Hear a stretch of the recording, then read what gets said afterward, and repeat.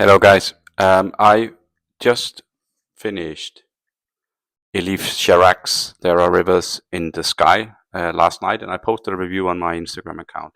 But I just wanted to do a very quick update here and just tell you how amazingly good this book was and how much it surprised me. I didn't know anything about Elif Shafak,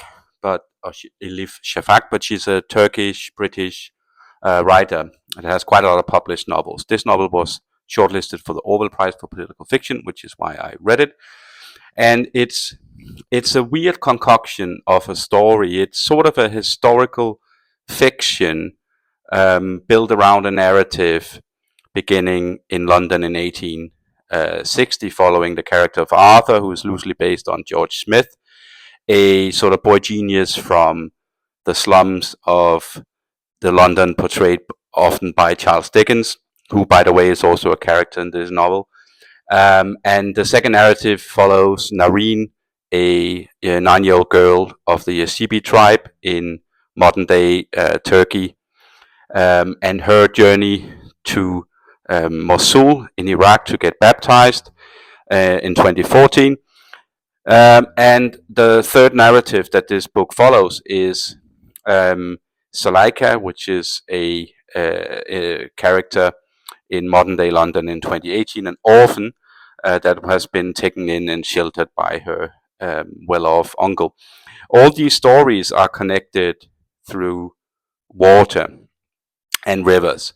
And there are a lot of thematics in this book, but what really just blew me away with it is how well it's written and how well it's told. The interconnected stories are deeply engaging and emotional, and there's quite a lot of suffering and death, and we are taken through genocides in Turkey in the 19th century, the modern day genocide from ISIS in Mosul in 2014. We are taken through catastrophic fires in Constantinople, the cholera pandemic in London. There's a lot of suffering, but there's also a lot of beauty. The story of Arthur focuses around the Epic of Gilgamesh and his journey to old Mesopotamia on an archaeological expedition to uncover old stone tablets. And this is largely historically accurate. It's a wonderful book. It really surprised me with how intense and engaging it is. And there are a couple of things which, especially in the beginning of the book, I didn't quite like, but which I ultimately felt didn't really detract anything from the overall experience. But Shafak does have a tendency to over-explain things sometimes, like rather than show. Like she really wants to make sure you understand that Arthur, as a poor working class boy from London, is mesmerized and by the discovery of a new world that he has not had access to, and that he is very enamored with the prospects of seeking a better life for himself. These are relatively obvious things that don't need to be penned out in this amount of details.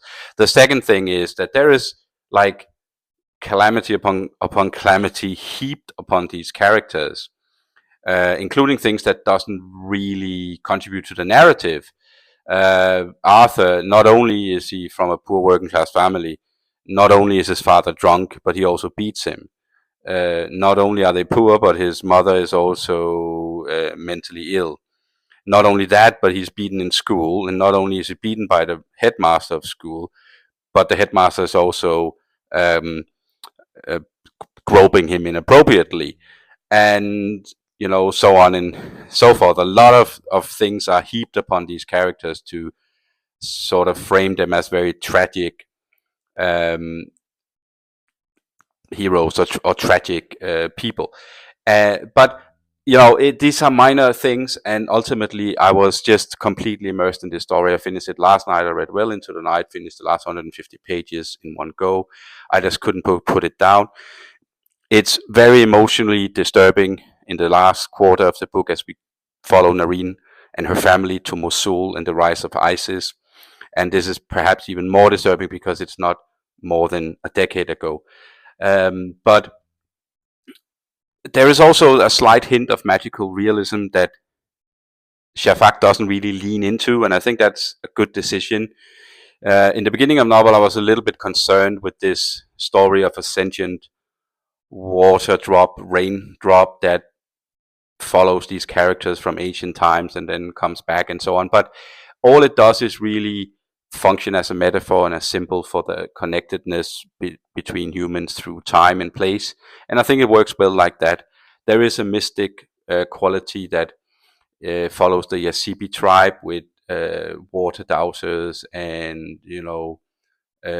divination and fortune telling and so on. But it's seen through the local tribe people and also seen through the 9-year-old girl of Nareen who is being relayed these stories from her grandmother. And so I think Shafak toes the line quite eloquently, acknowledging these mystic aspects, but not giving it narrative power or sort of plot aspects to it. So this was supposed to be a very short update. Now we're 6 minutes in.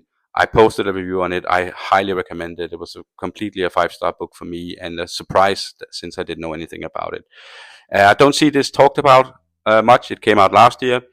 Shafak has a lot of novels to her name, so she's an author I'll explore more in the future. Okay, that's all for now, but go read this book. Thank you.